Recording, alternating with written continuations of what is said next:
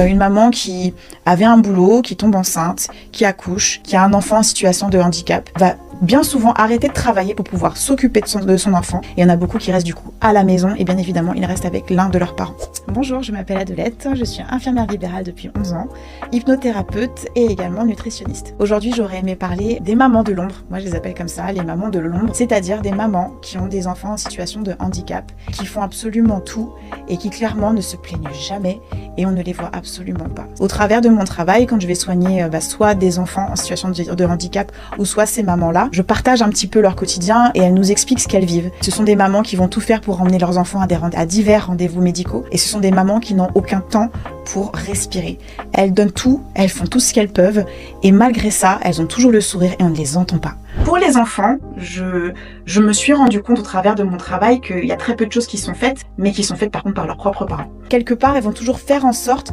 de créer des cagnottes collectives et faire en sorte que tout se passe dans le collectif. Elles sont formatrices d'énormément d'associations aussi pour justement essayer de faire connaître la pathologie de leurs enfants, essayer de faire en sorte de récolter des fonds pour pouvoir aider à ce qu'ils puissent aller à des sorties en groupe, qu'ils puissent avoir droit à des activités. Et si vous voyez des fois des petites cagnottes passer, n'hésitez pas même à donner 1 euro, 10 euros, enfin c'est pas grand chose parce que quand on est nombreux à le faire, c'est là que ça chiffre et c'est là que ça peut vraiment aider. Et les enfants, c'est l'avenir, donc j'ose espérer que le monde changera et qu'on arrivera à créer un peu plus d'institutions